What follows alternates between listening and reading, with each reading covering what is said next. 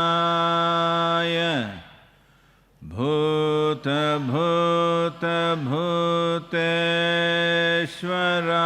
भूतभूतभूतेश्वराय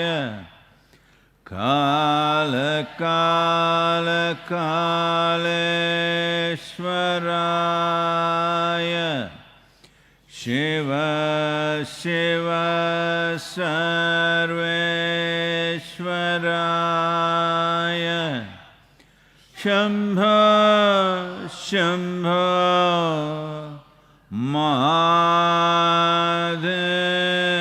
महादेवाय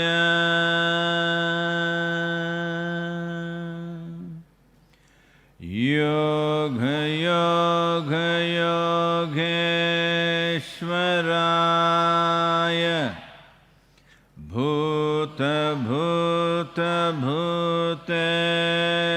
भूतभूतभूतेश्वराय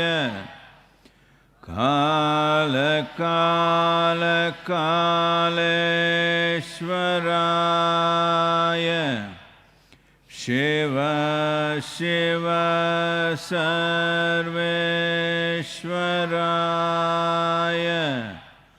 शम्भो शम्भो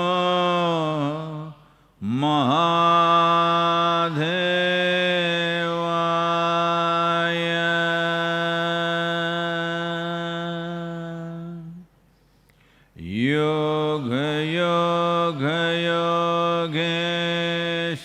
योगयोगयोगेश्वराय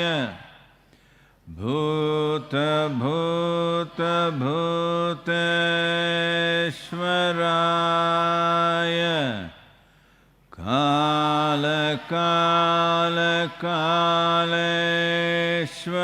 कालकालकालेश्वराय शिव शिव सर्वेश्वराय शम्भो शम्भो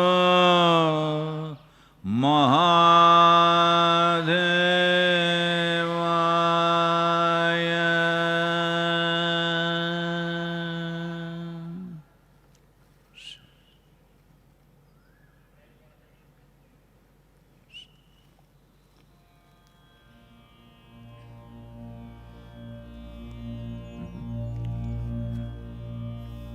शरीरं स्वरूपं यथा वा कलत्रं यशश्चारुचित्रं धनं नेरुतुल्यं गुरोरङ्घ्रिपद्मे मनश्चेन लग्नं ततः किं कलत्रं धनं पुत्रपौत्रादिशतं गृहं बान्धवः सर्वमेतद्विजातं गुरोरङ्घ्रिपद्मे मनश्चेन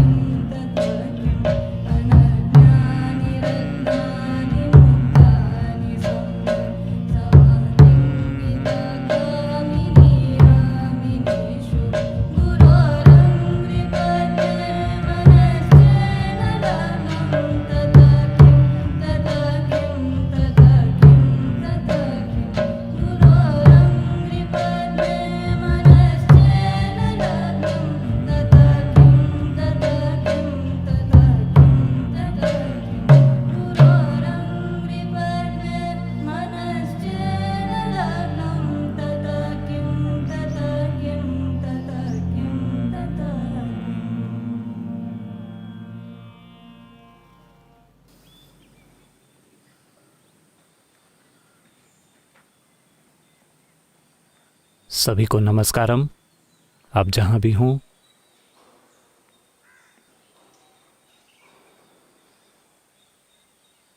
तो दुनिया भर में स्थिति उसी तरह से जारी है। अमेरिका ने 45,000 मौतों को पार कर लिया है और मेरे ख्याल से 4 से ज़्यादा देशों में या 4 देशों ने 20,000 मौतों को पार कर लिया है। वैसे कुछ जगहों पर यह थोड़ा सीसॉ जैसा खेल रहा है, ये एक तरह से नीचे गया और अब फिर से ऊपर जा रहा है। जैसा मैंने पहले कहा है, हम सिर्फ इंसानी बर्ताव को नियंत्रित कर रहे हैं। हमें वायरस से निपटने का एक भी तरीका नहीं मिला है और वायरस कई सारी नई क्षमताएं दिखा रहा है और अलग स्तर की काबिलियत दिखा रहा है, और जो नुकसान ये कर सकता है उसका एक अलग स्तर भी, जिसे मोटे तौर पर एक श्वसन संबंधी समस्या समझा गया था, अब वो कई जगहों पर चला गया है। गहरी चिंताओं में एक चीज़ ये है कि ये निश्चित रूप से इम्यून सिस्टम पर हमला कर रहा है, और भी गहरी चिंता का विषय ये है कि ये स्नायु तंत्र पर भी असर डाल रहा है और मस्तिष्क को एक स्तर का नुकसान पहुंचा रहा है। आप में से जो लोग पहले से ही डैमेज्ड हैं, शायद उनके लिए थोड़ी राहत हो, लेकिन ये गहरी चिंता का विषय है, क्योंकि अगर कई नहीं तो कम से कम कुछ मरीज़ जो वायरस से इन्फेक्ट हुए हैं, उन्हें मिर्गी के दौरे आए हैं, याददाश्त चली गई है, और बेशक हर कोई जानता है कि सबसे पहले सूंघने की क्षमता चली जाती है, जो स्नायु तंत्र के बारे में संकेत है, और इससे अलग अलग स्तर पर नुकसान हो रहा है।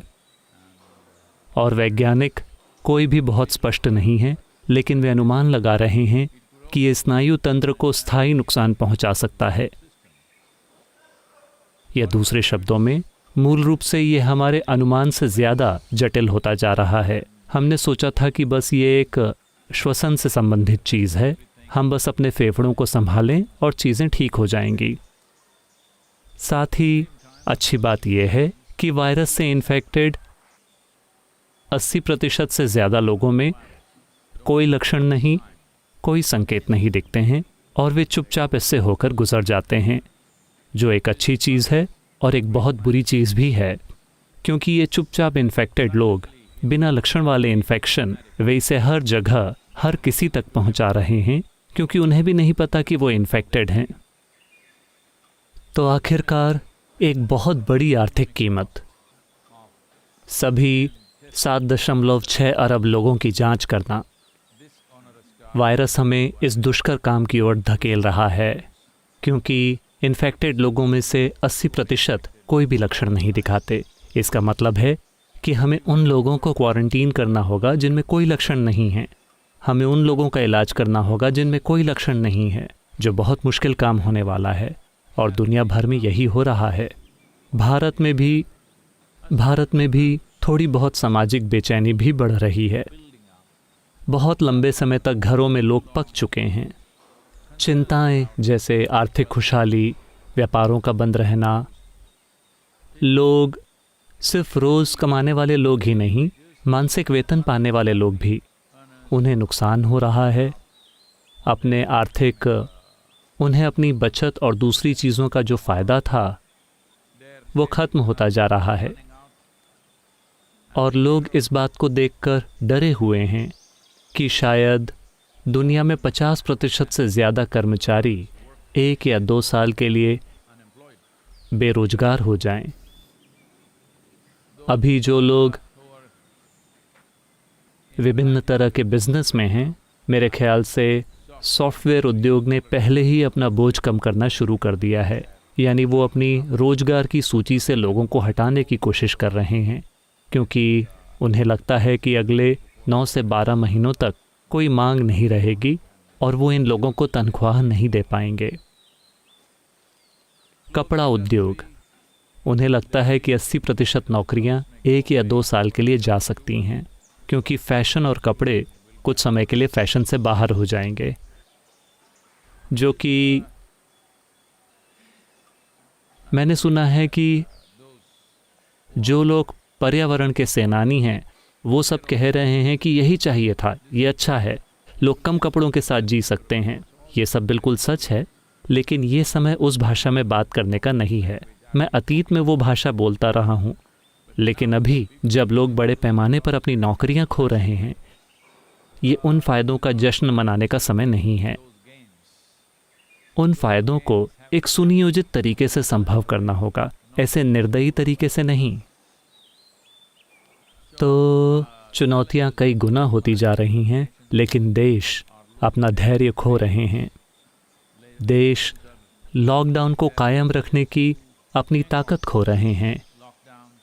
बहुत बहस चल रही है हर जगह, क्या ये लॉकडाउन वाकई ज़रूरी है, या चलो बाहर निकलते हैं और हमें जो करना है वो करते हैं, देखते हैं वायरस क्या करता है। इस तरह का साहस प्रदर्शन चल रहा है।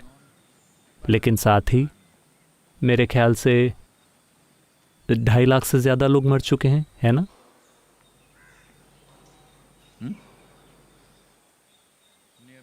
लगभग 2 लाख लोग अपनी जान गंवा चुके हैं।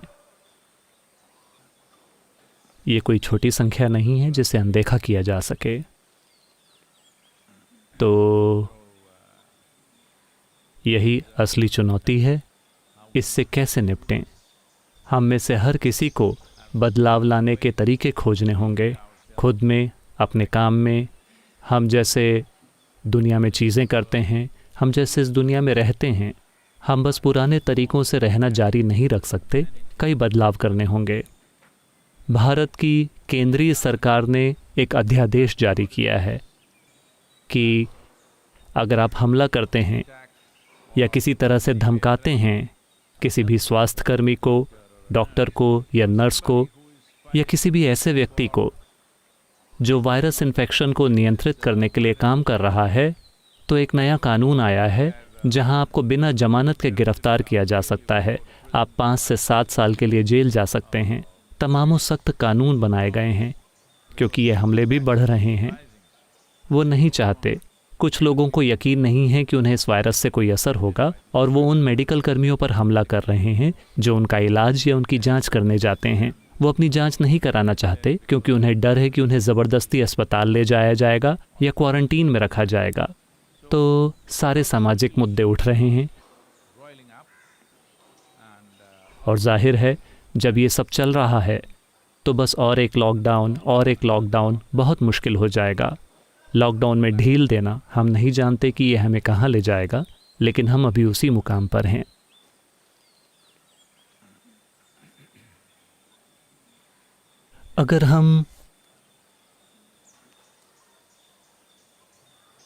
अगर हम सभी पक्षों पर ध्यान नहीं देते हैं, हमें वायरस पर बहुत ध्यान देना चाहिए। हमें उन लोगों पर ध्यान देना चाहिए जो कह रहे हैं कि ये मानवता को ख़त्म कर सकता है।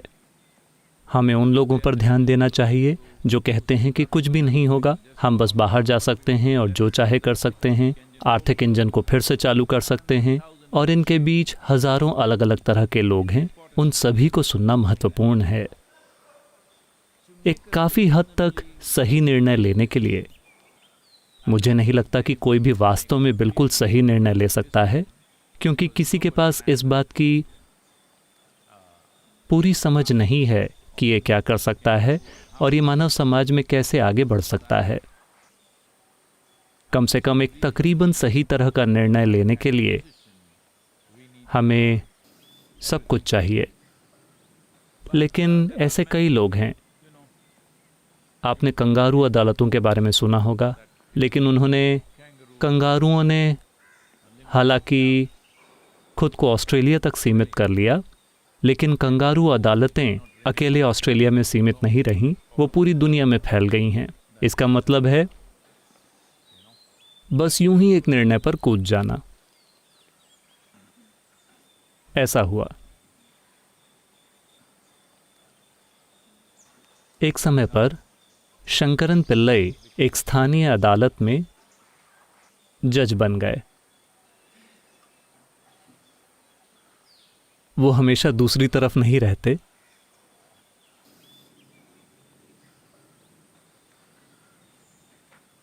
तो तब उन्होंने रिकॉर्ड संख्या में फैसले लिए। तो वो उन्हें एक पुरस्कार देना चाहते थे क्योंकि वो अधिकतम मामलों को निपटा रहे हैं। फिर इस पुरस्कार देने वाली समिति ने उनसे पूछा, आप ये कैसे करते हैं? आप सबसे अधिक संख्या में निर्णय दे रहे हैं। शंकरन पिल्लई ने कहा, मैं केवल आरोप पक्ष की बात सुनता हूं। उन्होंने कहा, क्या आप बचाव पक्ष को नहीं सुनते? नहीं, अगर मैं दोनों को सुनता हूं तो मैं कंफ्यूज हो जाता हूं, इसलिए मैं सिर्फ एक को ही सुनता हूं। इस तरह के बहुत सारे लोग हैं। वो सिर्फ एक बात सुनना चाहते हैं और निर्णय लेना चाहते हैं, देखते हैं कि ये काम करता है क्या। नहीं, बहुत सारे जीवन दांव पर हैं। हम उस तरह से निर्णय नहीं ले सकते। ये सिर्फ आपके बारे में नहीं है, क्योंकि ये हर किसी के जीवन के बारे में है। मुझे लगता है कि हमें अपने पास मौजूद हर छोटी से छोटी जानकारी को सुनना चाहिए और हर देश के लिए एक तकरीबन सही तरह के निर्णय पर पहुंचने की कोशिश करनी चाहिए। एक बात जो भारत में हो रही है वो ये है कि इन्फेक्टेड लोगों की संख्या की तुलना में मौतों की संख्या बहुत कम है और काफ़ी लोगों की तबीयत भी ठीक हो रही है। लोग मेडिकल देखरेख के साथ ज़्यादा तेज़ी से ठीक हो रहे हैं। तो क्या ये उनमें कोई नुकसान करके जा रहा है? लंबे समय में क्या प्रभाव होने वाला है? इन बातों का बाद में मूल्यांकन किया जा सकता है, लेकिन आपने उन्हें अपने पैरों पर वापस खड़ा कर दिया। ये महत्वपूर्ण है। तो ये एक अच्छा संकेत है। शायद उन मायनों में हम थोड़े अधिक प्रतिरोधी और लचीले हों, लेकिन अमेरिका में हुई मौतों की संख्या बहुत चिंताजनक है। मौतों की संख्या इतनी अधिक क्यों है जब मेडिकल देखरेख जल्द से जल्द मिल रही है और आमतौर पर ज़्यादातर लोगों के लिए सबसे बेहतरीन मेडिकल सुविधाएं उपलब्ध हैं? फिर मृत्यु दर इतनी अधिक क्यों है? कई व्याख्याएं हैं।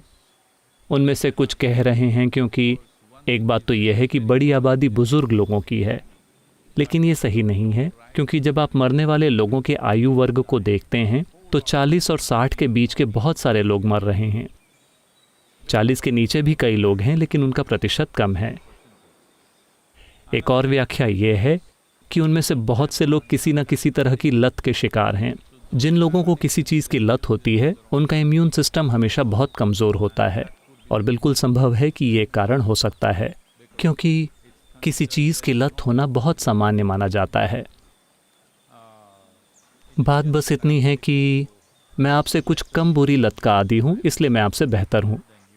इस तरह का रवैया शायद ये कहर ढा रहा हो, लेकिन ये एक ऐसी चीज़ है जिसे ठीक से वैज्ञानिक तरीके से देखने की ज़रूरत है। ठीक तरीके से खोजबीन होनी चाहिए कि क्यों एक देश में मौतों की संख्या एक ऐसे देश में इतनी अधिक क्यों है जहां सबसे अधिक मेडिकल सुविधाएं उपलब्ध हैं और वहां मेडिकल रिस्पांस भी बहुत जल्दी मिलता है। इसके बावजूद इतने सारे लोग क्यों मर रहे हैं? इस पर ध्यान देने की आवश्यकता है, और यह निश्चित रूप से हमें इस बारे में बेहतर समझ दे सकता है कि यह वायरस हमारे साथ कैसे बर्ताव और काम करता है। वे एक ही वायरस को 3 किस्मों में बांट रहे हैं, A, B और C। मुझे यकीन है कि उन्हें जल्द ही कुछ अनोखे नाम मिलेंगे। तो A किस्म, B किस्म और C किस्म। तो क्या ये वायरस की किस्म है जो अंतर डाल रही है, या क्या ये स्थिति है, अलग अलग लोगों की शारीरिक स्थिति और स्वास्थ्य की स्थिति जो फ़र्क ला रही है? हमें ये पता लगाना होगा, जो हमें इस बात की थोड़ी बेहतर समझ देगा कि हमें खुद को कैसे संभालना है, किसे बाहर जाना चाहिए, किसे बाहर नहीं जाना चाहिए। हमें यह तय करने में सक्षम होना चाहिए कौन इसका शिकार हो सकता है, कौन इसका शिकार नहीं होगा। मुझे लगता है कि ये निर्णय और ये समझ बहुत बहुत महत्वपूर्ण है, और साथ ही ये सारी बेरोजगारी जो होने वाली है, हमें निश्चित रूप से ये देखना होगा कि इसे कैसे कम किया जाए और हर किसी को सीखना होगा कि हम शायद कद्दू खा खा कर ही जी रहे हैं, है ना? कम से कम मुझे बस वही, मेरे साथ तो यही हो रहा है। मुझे आशा है कि आपके साथ भी हो रहा है। तो हम अपनी जीवन शैली को कैसे कम से कम करें ताकि हर किसी को किसी न किसी तरह की नौकरी मिल सके, यानी कम वेतन लेना, ताकि बहुत सारे कर्मचारियों को निकालने के बजाय हर कोई 50% वेतन पर जा सके और हर किसी के पास एक नौकरी हो, और इस विशाल मानव संसाधन को कई चीज़ों के दूसरे आयामों में लगाया जा सके जिन्हें नज़रअंदाज किया जाता रहा है, जैसे पर्यावरण के पहलू, नीतिगत पहलू, प्रशासन के विभिन्न पहलू और दुनिया में कई सारी चीज़ें जो नहीं की गई हैं। अब जब बाजार बंद चल रहे हैं, जब बाकी की गतिविधियां कम हैं, मुझे लगता है कि ये इस पर ध्यान देने का समय है। लेकिन ये बोलना आसान है और करना मुश्किल, क्योंकि लोगों को पुनर्गठित करना, लोगों को नई दिशा देना, उन्हें प्रशिक्षित करना, उन्हें गतिविधि में शामिल करना कोई आसानी से होने वाली चीज़ नहीं है। मगर हमें मुश्किल काम करने होंगे, वरना ये परिस्थिति ऐसे बहुत से लोगों के लिए निर्दयी साबित हो सकती है जिन्हें वायरस ने छुआ भी नहीं है।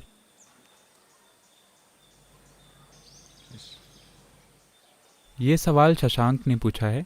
आपने कहा है कि हम कितने विवशतापूर्ण हैं और हमारा कर्म कैसा है, इसके अनुसार हम कुछ खास परिस्थितियों को आकर्षित करते हैं। हमारा जीवन खुद को उसके अनुसार व्यवस्थित कर लेता है। लेकिन एक आत्मज्ञानी महापुरुष जिनके पास कोई कर्म नहीं है, ये कैसे तय होता है कि उनका अपने जीवन में कैसी परिस्थितियों से सामना होगा? हमने आपको कुछ सबसे ज़्यादा चुनौती भरी परिस्थितियों का सामना करते हुए देखा है। ये सब कैसे काम करता है?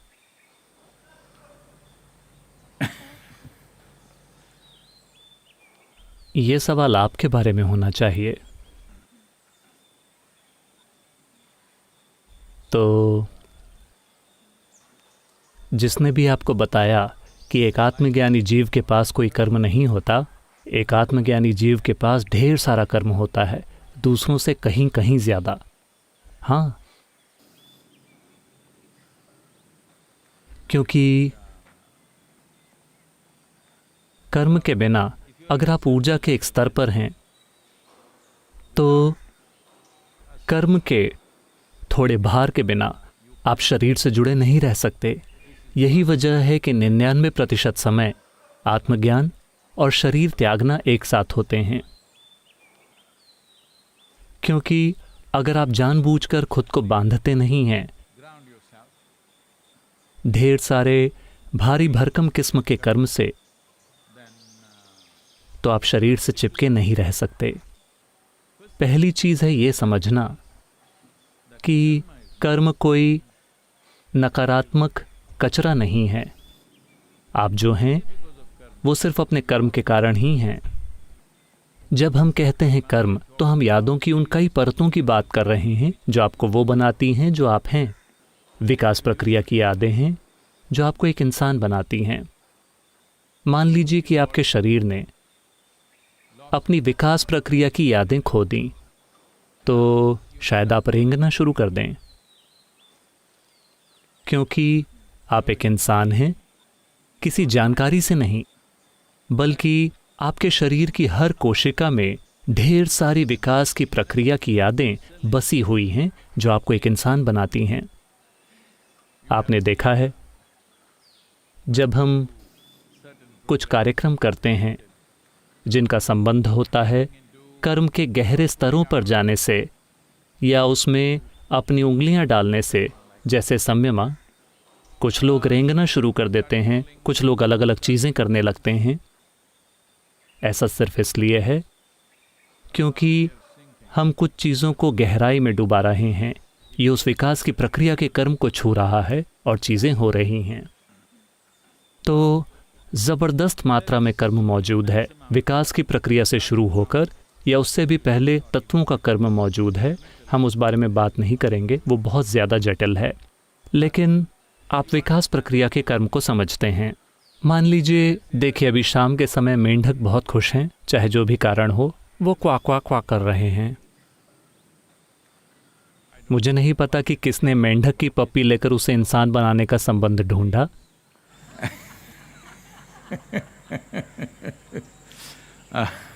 वो सारी चीज़ें। लेकिन मान लीजिए कि आपने अपना विकास की प्रक्रिया का कर्म खो दिया और जलथरचर जीव के रूप के आसपास, एक मेंढक के आसपास आप रुक गए। उसके बाद की आपकी सारी यादें चली गईं। हो सकता है कि आप एक राजकुमारी हों, लेकिन अचानक आप एक मेंढक बन जाएंगी। हाँ,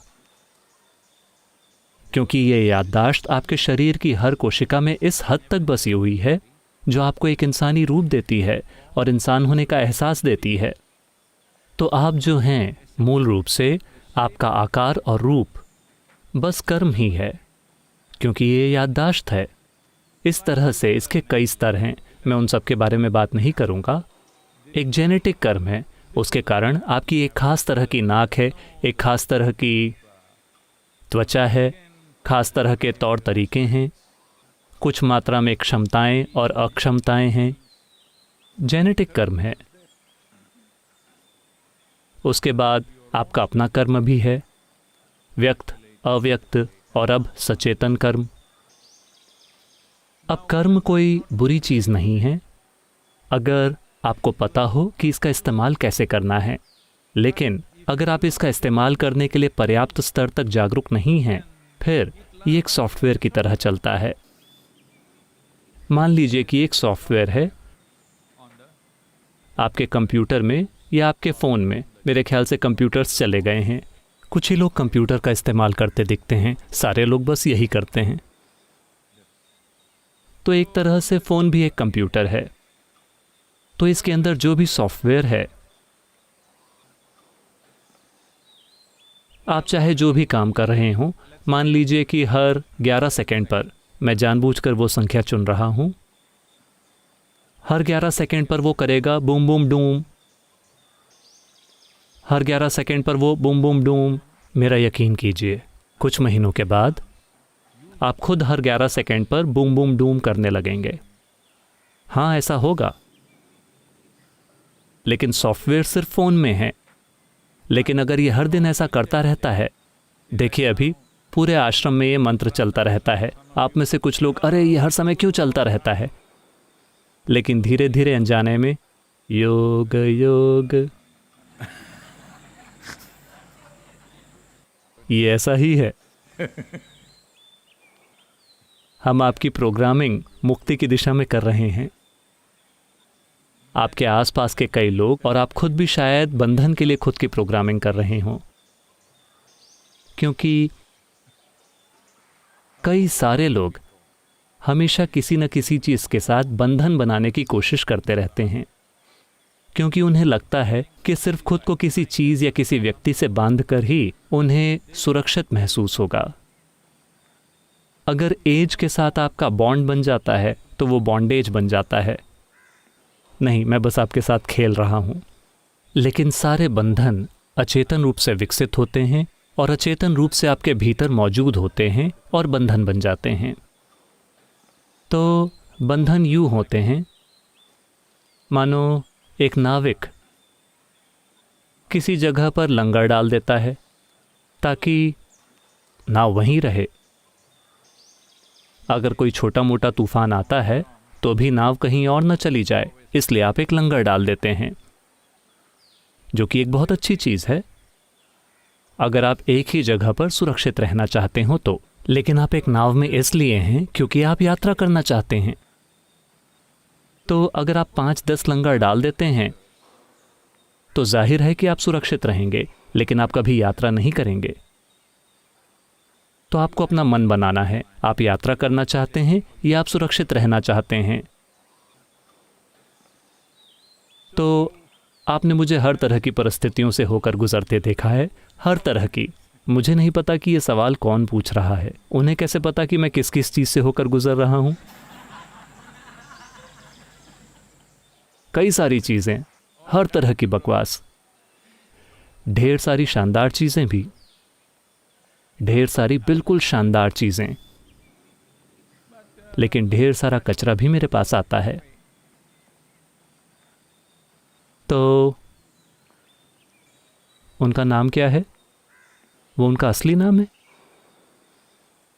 निशांत? शशांक? कोई भी शशांक मेरे इतने करीब नहीं रहे हैं कि मेरी तरफ आने वाली सारी बकवास को देख पाएं। खैर, अगर शशांक को काफ़ी जानकारी है क्योंकि उनकी मेरे आसपास रहने वाले किसी व्यक्ति तक पहुंच है, या वो बस ये सब न्यूज़ में पढ़ रहे हैं, सारी बकवास। दुर्भाग्य से न्यूज़ में वो केवल बकवास ही छाप रहे हैं। मेरे साथ जो शानदार चीज़ें होती हैं आमतौर पर वो उसे नहीं छापते। वो उनका कर्म है।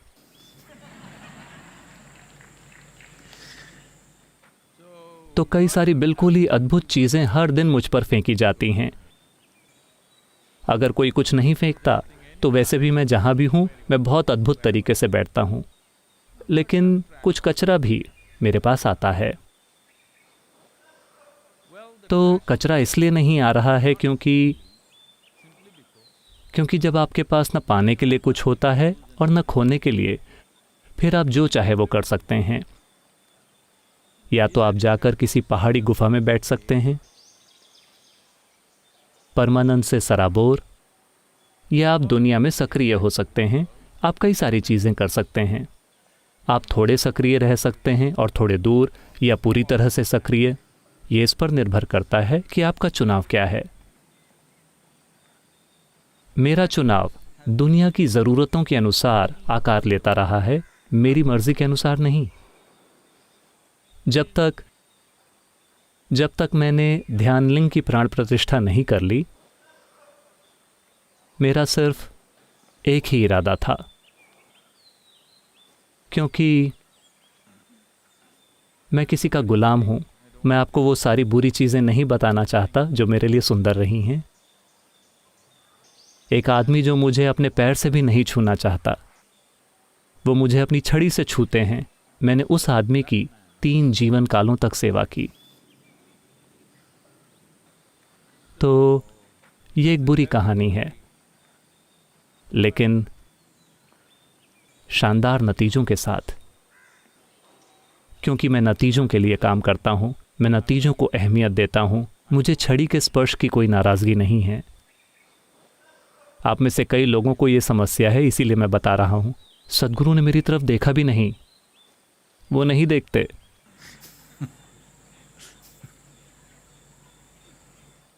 तो क्योंकि मेरी गतिविधि ध्यानलिंग के बाद से तब तक मुझे किसी भी दूसरी चीज़ की परवाह नहीं थी, सिर्फ एक ही चीज़। मुझे लगा कि यही सब कुछ है और मैं भी खत्म हो जाऊंगा, क्योंकि मैंने अपने मन में कोई इरादा नहीं बनाया था कि उसके बाद मैं क्या करूंगा। तो चीज़ें ढहीं, चीज़ें हुई, जो कुछ भी, वो सब इतिहास है। अब शायद आप सभी को पता होगा, जब शरीर बहुत बुरी तरह से ढहने लगा, जब मेरा बुनियादी ढांचा बहुत बुरी तरह टूट फूट गया और लगभग, क्या कहें, थोड़ा अपंग सा हो गया, फिर वो एक चुनौती की तरह बन गया कि चलो देखते हैं कि क्या हम फिर से खड़े हो सकते हैं। और साथ ही मेरे आसपास कुछ बहुत ही अद्भुत और समर्पित लोग थे जो ज़रूरत पड़ने पर अपनी जान तक देने को तैयार थे। तो उनकी खातिर और साथ ही एक चुनौती के तौर पर कि क्या हम वाकई सिस्टम को फिर से बना सकते हैं, हमने कुछ चीज़ें हाथ में लीं और काम शुरू कर दिया, जो एक दूसरी तरह का कर्म है। तो आप में से जिन लोगों ने मुझे देखा है सन 1999 से, क्योंकि कई सारे मिलेनियल्स हैं जिन्हें नहीं पता, एक 20वीं शताब्दी भी थी। तो सन 1999 में अगर आपने मुझे देखा होता और आप आज मुझे देख रहे हैं, जहाँ तक शारीरिक अवस्था की बात है, तो मैं मीलों आगे निकल आया हूँ। 20 साल पहले मैं जहाँ था उसके मुकाबले 20 सालों में सेहत में गिरावट होनी चाहिए थी, लेकिन 10-20 सालों में मैं उस समय के मुकाबले कहीं बेहतर हूँ। यह हर तरह से साफ दिखता है। तो जब हमने सफलतापूर्वक सिस्टम को वापस खड़ा कर लिया, फिर सवाल ये था कि ठीक है, अब हम क्या करें। मेरा पुराना सपना कि मैं अपनी गाड़ी में निकल जाऊं पूरी दुनिया के सफ़र पर, किसी भी चीज़ की कोई चिंता नहीं, बस टंकी फुल, खुली सड़क, निकल पड़ो। ये उस समय का सपना था। अगर मेरा पेट खाली होता था तो भी कोई फ़र्क नहीं पड़ता था, मोटरसाइकिल का टैंक फुल रहता था। सड़क खाली थी। ये वायरस का समय, ये लॉकडाउन का समय गाड़ी चलाने के लिए बहुत अच्छा होगा, क्योंकि हर सड़क लगभग रेस ट्रैक की तरह होगी। लेकिन मुझे गाड़ी चलाने की अनुमति नहीं है। तो मैंने सोचा कि मैं उस सपने को पूरा करूंगा, लेकिन मेरे आसपास के सारे लोग, उनके बिना मेरा कोई इरादा ही नहीं होता।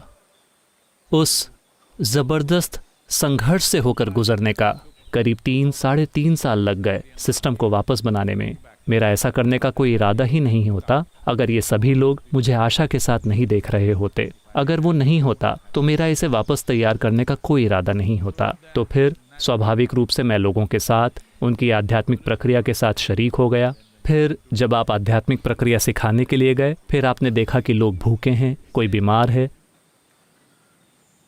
उनके लिए कुछ भी नहीं किया जा रहा है, तो हम सामाजिक प्रक्रिया में शामिल हो गए। फिर हमने देखा कि अगर किसी का आत्मज्ञान भी होने वाला हो तो गांव में एक पेड़ भी नहीं है, तो हमने पेड़ लगाने शुरू कर दिए। इस हद तक कि लोग मुझे पेड़ लगाने वाला कहने लगे हैं। तो ये सारा कर्म। लेकिन आपको क्या लगता है? मुझे देखकर बताइए, क्या आपको लगता है कि ये कर्म मेरे ऊपर भारी पड़ रहा है? कभी कभी शायद मैं ठीक से सोया नहीं, मैं थोड़ा ऐसा दिखूं, लेकिन क्या ऐसा लगता है कि ये मेरे ऊपर भारी पड़ रहा है? क्योंकि मैं चाहता हूं कि आप समझें, आप सभी इसे साफ साफ समझिए।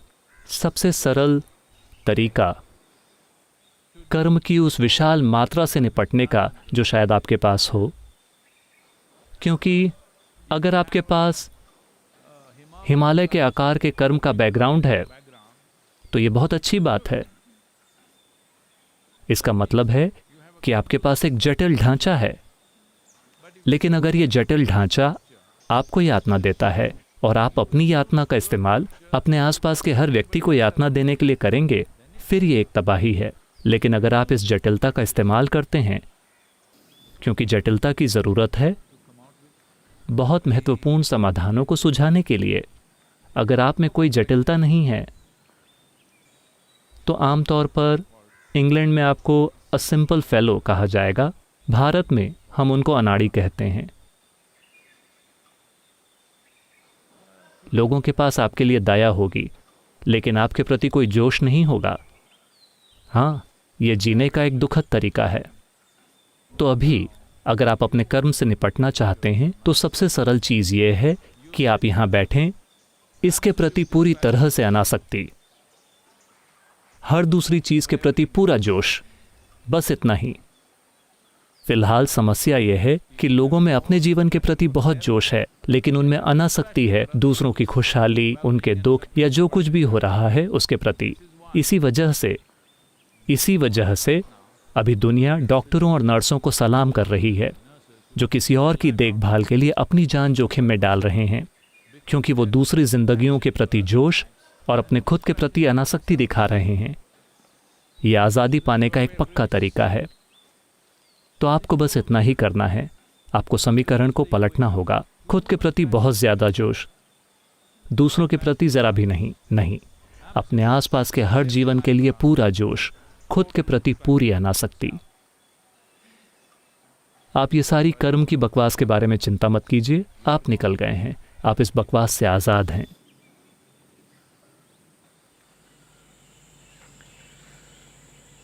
योग योग योगेश्वराय भूत भूत भूतेश्वराय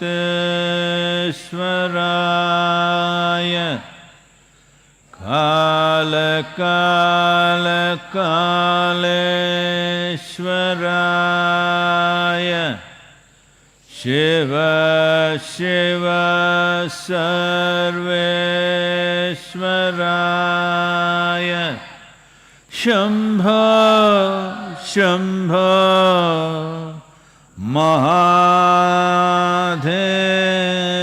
महादेवाय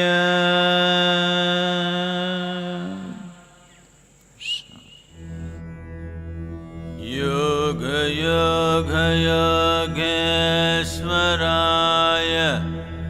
भूत भूत भूतेश्वराय काल काल कालेश्वराय शिव शिव सर्वेश्वराय शम्भो शम्भो महादेवाय योग योग योगेश्वराय भूत भूत भूतेश्वराय काल काल कालेश्वराय शिव शिव सर्वेश्वराय शम्भो शम्भो महादेवाय योग योग योगेश्वराय भूत भूत भूतेश्वराय काल काल कालेश्वराय शिव शिव सर्वेश्वराय शम्भो शम्भो